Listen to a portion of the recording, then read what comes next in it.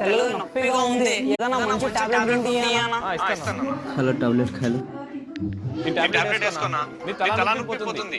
ఎంత ఈ టాబ్లెట్? 5 రూపాయలనా? రేయ్ బుద్ధుందా లేదరా? డాక్టర్ని కన్సల్ట్ అవ్వకుండా ఇలా టాబ్లెట్స్ తీసుకోకూడదురా. ఇచ్చేయ్, ప్రాణానికి ప్రమాదం. పద హాస్పిటల్కి जाओ उसको मारना డాక్టర్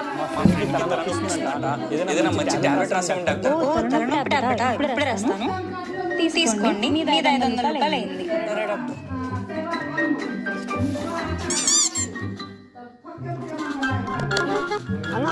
టాబ్లెట్స్ ఇవ్వండి అన్న.